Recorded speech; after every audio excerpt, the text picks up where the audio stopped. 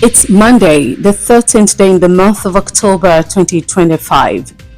A beautiful afternoon to you. Welcome to Newsline on Melody 100.7 FM here in our United Kingdom studios. My name is Elizabeth Awoku. Let's dive into the headlines. Presidency confirms Edun's recovery, no plans for replacement. ASU has no justification for strike, every demand met. Federal government. Allow challenges Makinde to publish road contracts before attacking Umahi. Trump arrives in Israel as hostages freed from Gaza. And on Sports News today, Ahmed Musa condemns violent attacks on Shooting Stars players and match officials. Here is the news in detail.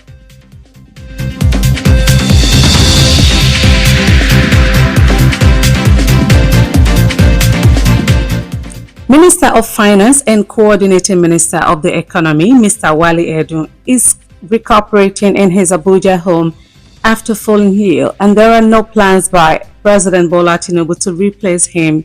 Multiple sources in the presidency confirmed to the Newsman on Sunday. Speaking with our correspondent, a senior official who preferred not to be named because he was not authorized to speak publicly, dismissed rumors that the minister suffered a stroke or had been flown abroad for treatment. Meanwhile, the special advisor to the president on information and strategy, Bayo Onanuga, said the minister is receiving medical care in Nigeria. The presidency's comment follows reports by the Whistler that President Tinubu was considering replacing the minister after report of his ill health emerged late last week. Earlier, the presidency had confirmed that Edun would not be attending this year's World Bank and International Monetary Fund annual meetings in Washington, D.C., stating that the governor of the Central Bank of Nigeria, Olayemi Adesoye, would lead Nigeria's delegation in his stead. The federal government on Monday asked the Academic Staff Union of Universities to suspend its ongoing strike, saying it has met every single request made by the union and given it a formal counter proposal. Minister of Education Tunji Alausa said the government has engaged ASU repeatedly since he took office and that there is no justification for the industrial action. He said they have addressed every single request by ASU, that there is no need for the strike. ASU on Sunday declared a 2-week total and comprehensive warning strike across all public universities in Nigeria over the federal government's failure to meet its demands. The Minister of State for Petroleum Resources, Gas Ekperiko Eko, has ordered a clampdown on marketers hoarding or exploiting consumers following the recent surge in the price of liquefied petroleum gas, popularly known as cooking gas. This was disclosed in a statement signed by the minister's spokesman, Louis Iba, on Monday. You would recall that the prices of cooking gas rose recently from an average of 1,000 naira per kilogram to about 2,000 naira per kg in some locations. This followed the recent strike by the Petroleum and Natural Gas Senior Staff Association of Nigeria during the rift between it and the Dangote refinery. Almost 2 weeks after the strike was suspended, the prices of cooking gas refused to go down while the scarcity deepened. Expressing concern about the development, ECO appealed for calm and understanding from Nigerians, assuring them that the situation was temporary and would normalize by next week.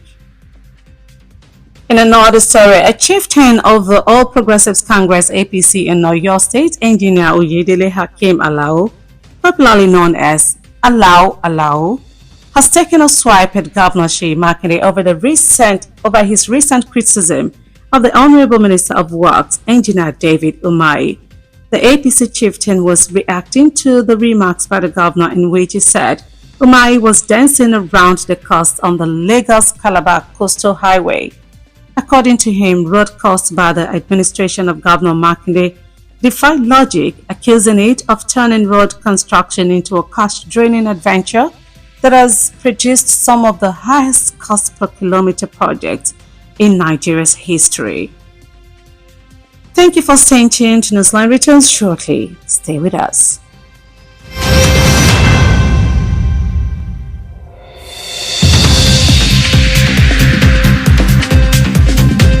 Melody FM 100.7. Doing business without advertising is like winking at a girl in the dark. Do not be like a potential bachelor who is busy cutting an eye for a beautiful lady in a very dark room.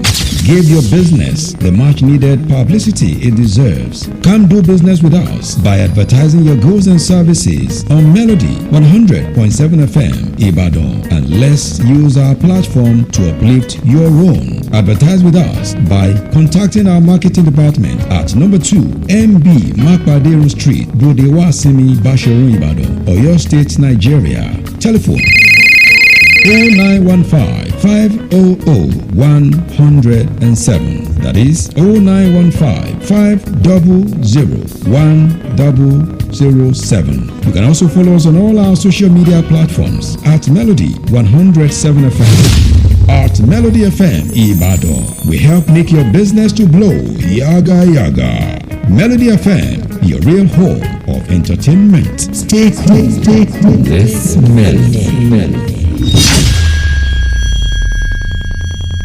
Melody FM 100.7. Welcome back. You've been listening to Newsline on Melody 100.7 FM. Many thanks for staying with us. And straight to the business news. The federal government's debt owed to electricity generation companies has risen to 1.05 trillion naira in the first half of 2025. This is the outstanding power subsidy payment to electricity generation companies covering the first and second quarters of the year. A report by the Nigerian Electricity Regulatory Commission's second quarter report for 2025 showed that the government incurred a subsidy obligation of 514.35 billion naira in the second quarter of 2025, following 536.40 billion naira in the first quarter, bringing the total to over 1.05 trillion naira in the first 6 months of the year. This is coming at a time when the federal government was reported to have approved a 4 trillion naira debt to clear the legacy debts owed to the power generation companies. And on the foreign scene, U.S. President Donald Trump landed in Israel aboard Air Force One on Monday as a first group of Israeli hostages returned home from Gaza after 2 years' captivity. The U.S. leader was greeted on the red carpet at Ben Gurion Airport by Israel's Prime Minister Benjamin Netanyahu and President Isaac Herzog. An entertainment news, Davido's logistics manager, Israel DMW, has taken a jab at Wizkid following the singer's claim of being the #1 artist in Nigeria. Wizkid reportedly made the bold statement in a post shared on his Instagram story, referring to himself as 001 in the Nigerian music scene. His comment reignited the ongoing rivalry among top Afrobeat stars Burna Boy, Wizkid and Davido over who truly leads the industry. The debate has stirred various reactions, including one from Tiwa Savage, who weighed in by ranking Davido as 001 and Burna Boy as 002, subtly leaving Wizkid out. Finally, on Sport News today, Kano Pillars General Manager Ahmed Musa has voiced his disappointment over the unruly conduct of the club's supporters after their 1-1 draw against Shooting Star Sports Club 3SC in Sunday's Nigeria Premier League Football League NPFL fixture. Following a dramatic 94th minute equalizer from 3SC, fans stormed the pitch at the Sani Abacha Stadium attacking players and match officials, an incident that has sparked widespread condemnation. In his reaction on X, formerly Twitter, Musa issued an apology to Shooting Stars, the officials, and the NPFL management, describing the episode as disheartening, disgraceful, and utterly unacceptable. Before we end Newsline, here is a recap of the highlight.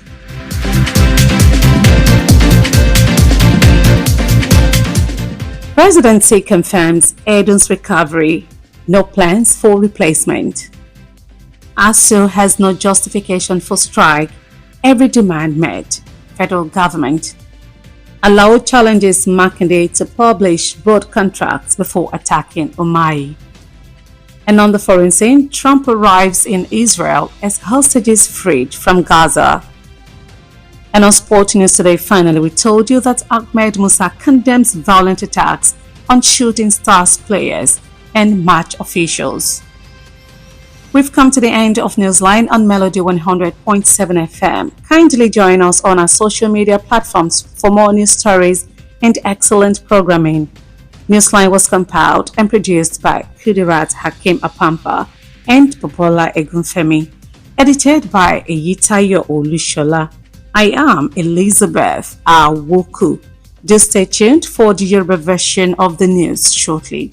Good afternoon and thanks for listening.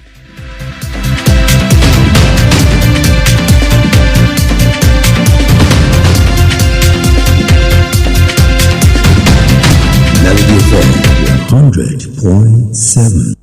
Melody 100.7 FM. Melody FM lógbòde o táyé ń gbọ́. Máa sọ̀rùn nìbàdàn láti gbẹ̀ǹdà kékelúké. Ìròyìn ní ìkànnì Melody 100.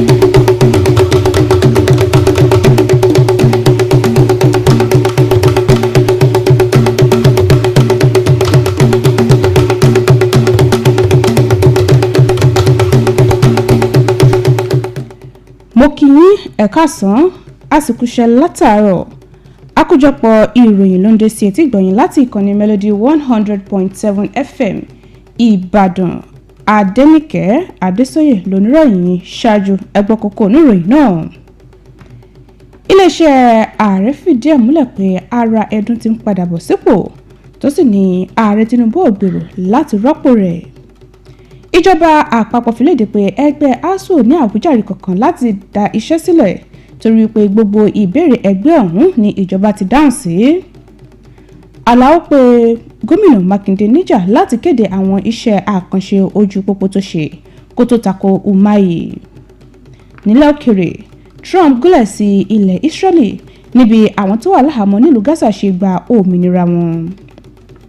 Lábala eré ìdárayá, Ahmed Musa gbójú agan sí ìkọlù tó wáyé sí àwọn agbábọ́ọ̀lù ikọ̀ Shooting Stars àtàwọn òṣìṣẹ́ níbi ìfẹsẹ̀wọnsẹ̀. Ìròyìn ọ̀hún rèé lẹ́kùnrẹ́rẹ́.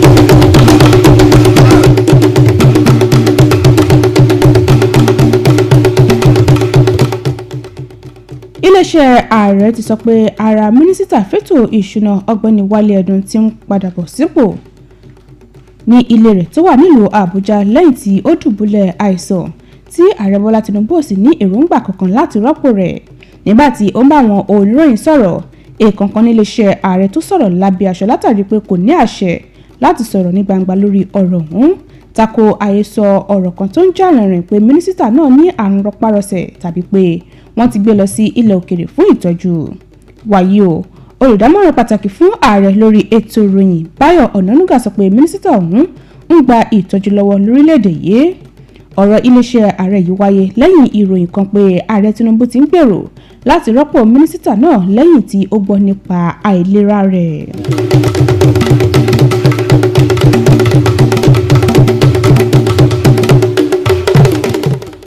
Ẹ̀wẹ̀, ìjọba àpapọ̀ lọ́jọ́ Ajé ti rọ ẹgbẹ́ àwọn olùkọ́ láwọn ilé fásitì nílẹ̀ yìí ASUU láti ṣẹ́wọ́lé ìyanṣẹ́lódì tí ó gùnlé tó sì ní òun ti dáhùn sí gbogbo ìbéèrè tí ẹgbẹ́ náà béèrè fún. Mínísítà fẹ́tò ẹ̀kọ́ Túnjí Aláùsà ti tako ìjọba ti sọ pé ìjọba ti ṣe ìpàdé pẹ̀lú ẹgbẹ́ ASUU lọ́pọ̀ ìgbà látìgbà tí ó ti dé ipò tí kò sì sí àwíjàre kankan fún ẹgbẹ́ ASUU láti gbé ìgbésẹ̀ náà. Ó sọ pé àwọn ti yanjú gbogbo àwọn ìbéèrè ẹgbẹ́ ọ̀hún tí kò sì yẹ kí wọ́n gùnlé ìyanṣẹ́lódì kankan mọ́. Ẹgbẹ́ ASUU kéde lọ́jọ́ Àìkú pé àwọn gùnlé ìyanṣẹ́lódì ìkìlọ̀ ọlọ́sẹ̀ méjì káàkiri àwọn ilé ẹ̀kọ́ fásitì ìjọba lórílẹ̀‐èdè yìí látàrí bí ìjọba àpapọ̀ ṣe kùnà láti dáhùn sí ìbéèrè wọn.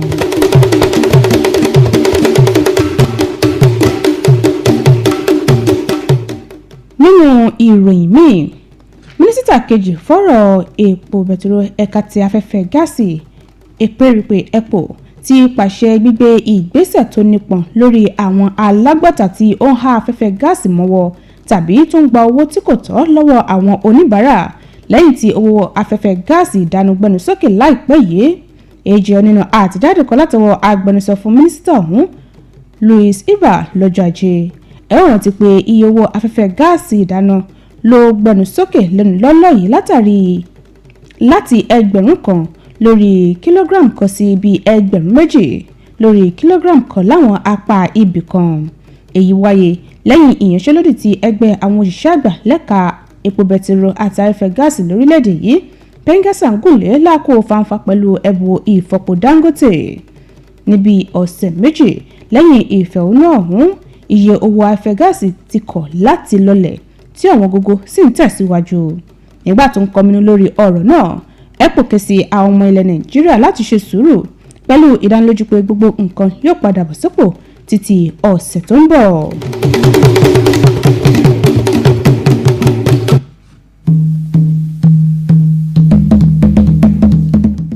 olóyè kan nínú ẹgbẹ́ òṣèlú All Progressives Congress APC nípínlẹ̀ Ọ̀yọ́ amójú ẹ̀rọ Oyèdélé Akeem Alao tọ́pọ̀ èèyàn mọ̀ sí Alao tí kò rojú sí gómìnà Ṣèyí Mákindé lórí ọ̀rọ̀ tó sọ nípa mínísítà fọ́rọ̀ iṣẹ́ òde amójú ẹ̀rọ David Umahi. olóyè ẹgbẹ́ òṣèlú APC ọ̀hún ló ń fèsì lórí bí gómìnà Mákindé ṣe ní Umahi ń pẹ̀pẹ́ lórí iye tí ó ṣe ojú ọ̀nà márosẹ̀ Èkó sí Calabar. gẹ́gẹ́ bó ṣe sọ iye owó tí ìṣèjọba gómìnà Ṣèyí Mákindé fi ń ṣe ọ̀nà kọjá ohun tó yẹ tó sì fẹ̀sùn kàn án pé ó sọ iṣẹ́ àkànṣe ọ̀nà kíkọ́ di ọ̀nà àtináwó yáfùnyáfùn.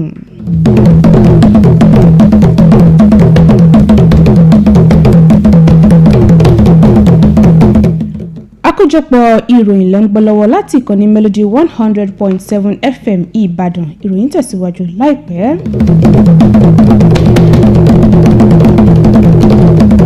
Melody FM Báṣọ̀run nìbàdàn ó kọjá bẹ́ẹ̀. níbo lọ ń lọ.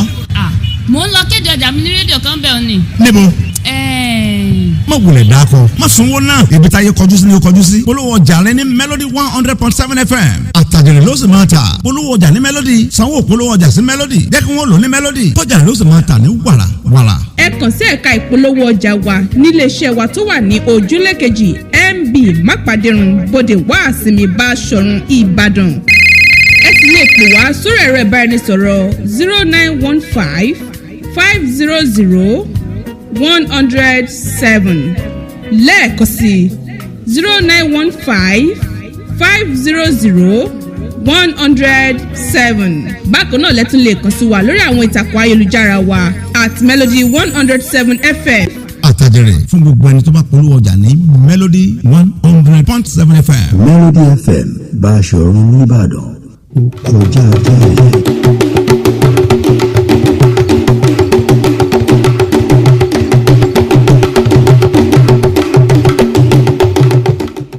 ẹ káàbọ̀ padà àkójọpọ̀ ìròyìn tẹ̀síwájú. lábala okòwò owó tíjọba àpapọ̀ jẹ àwọn iléeṣẹ́ tó ń pèsè iná ọba lórílẹ̀‐èdè yìí ti gbẹnu sókè sí tírílíọ̀nù kan ó lé díẹ̀ náírà nídajì àkọ́kọ́ ọdún 2025. èyí jẹ́ àjẹ́lẹ̀ owó ìrànwọ́ orí iná tí ó yẹ kí wọ́n san fún àwọn iléeṣẹ́ tí ó ń pèsè iná ọba yìí. àbọ̀ látọ̀dọ̀ àjọ tó mójútó ọ̀rọ̀ iná mọ̀nàmọ́ná lórílẹ̀‐èdè yìí fún ìdákejì ọdún 2025 fi hàn pé ìjọba jẹ gbèsè owó ìrànwọ́ okòólélẹ́ẹ̀ẹ́dẹ́gbẹ̀ta-ó-dín-mẹ́fà bílíọ̀nù náírà ní ìdákejì nínú ìdá mẹ́rin ọdún 2025 lẹ́yìn òjìlélẹ́ẹ̀ẹ́dẹ́gbẹ̀ta-ó-dín-mẹ́rin bílíọ̀nù náírà nídà àkọ́kọ́ tí èyí sì mú kí àpapọ̀ owó tí ìjọba jẹ kó lé ní tírílíọ̀nù kan náírà ní oṣù mẹ́fà àkọ́kọ́ ọdún yìí. èyí wáyé láàkó tí ìròyìn fi léde pé ìjọba àpapọ̀ ti buwọ́lù tírílíọ̀nù 4 láti san àwọn gbèsè kan èyí tí wọ́n jẹ àwọn iléeṣẹ́ tí ó ń pèsè iná lórílẹ̀‐èdè yìí.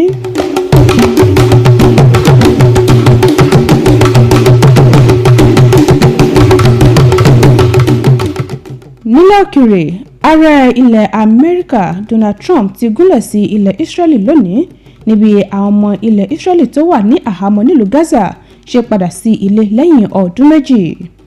Adarí ilẹ̀ Amẹ́ríkà yìí ni olóòtú ìjọba ilẹ̀ Israeli Benjamin Netanyahu àti ààrẹ Isaac Herzog kí káàbọ̀ ní pápákọ̀ òfurufú Ben Gurion.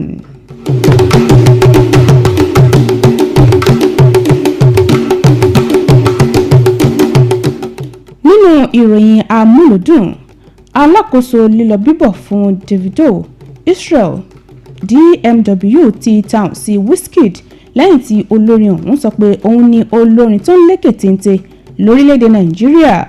Wizkid ní ìròyìn gbé pé ó sọ ọ̀rọ̀ yìí lórí ìtàkùn Instagram rẹ̀. Ọ̀rọ̀ rẹ̀ yìí ti tún rúná sí ọ̀rọ̀ ta ló ga jù lábà láàrin àwọn olórin Afrobeat tó ti làmìlaka bíi Burna Boy, Wizkid àti Davido lórí ẹni tí ó ń ṣíwájú nínú iṣẹ́ náà. Èyí tí wá ṣokùnfà ọ̀kanòjọ̀kan awuyewuye àti èrò tó fi mọ́ bí Tiwa Savage ṣe ní Davido lẹ́ni àkọ́kọ́, Burna Boy ní ìkejì tí kò sì sọ nǹkan kan nípa Wizkid.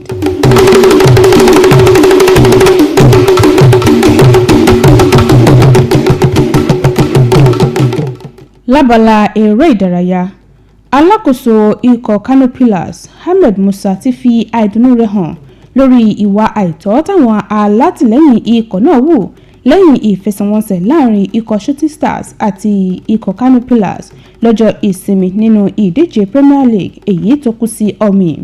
Lẹ́yìn ìdíje tí ó wáyé fún ìṣẹ́jú mẹ́rìnléláàádọ́rùn ọ̀hún, àwọn alátìlẹ́yìn náà ya wọ orí pápá ní pápá ìṣeré Sani Abacha tí wọ́n sì ṣe ìkọlù sí àwọn agbábọ́ọ̀lù àtàwọn òṣìṣẹ́ tó wà níbi ìdíje ọ̀hún, tọ́pọ̀ yẹn sì ti bẹnu àtẹ́lu ìwà náà.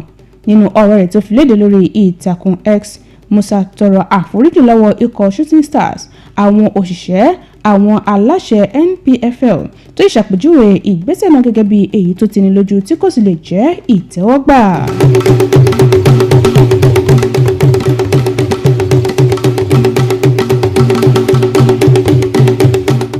Ká tó mú ìròyìn wá sópin, ẹgbọ́n àkókò tá a mẹ́nubà lẹ́ẹ̀kan sí i. Iléeṣẹ́ ààrẹ fìdí ẹ̀ múlẹ̀ pé ara mínísítà fẹ́tò ìṣúná Wálé Ẹ̀dùn ti ń padà bọ̀ sípò tí ààrẹ Bọ́lá Tinubu sì ní èròǹgbà láti rọ́pò mínísítà ọ̀hún. Ìjọba àpapọ̀ fi léde pé ẹgbẹ́ àwọn olùkọ́ ní ilé fásitì lórílẹ̀‐èdè ASUU kò ní àwíjàre kankan láti dá iṣẹ́ sílẹ̀ torí pé gbogbo ìbéèrè wọn ni ìjọba ti dáhùn sí. Àmọ́ àfihàn pé Àlàó pé gómìnà Ṣèyí Mákindé níjà láti kéde àwọn iṣẹ́ àkànṣe ojú pópó tó ṣe kó tó di wípé yóò tako Umahi. Nílẹ̀ òkèèrè, àmọ́ àti ti gbọ̀yìn pé Trump gúnlẹ̀ sí ilẹ̀ Israeli níbi àwọn tí ó wà láhàámọ́ nílùú Gaza ṣe gba òmìnira wọn tí wọ́n sì padà sílé lẹ́yìn ọdún méjì.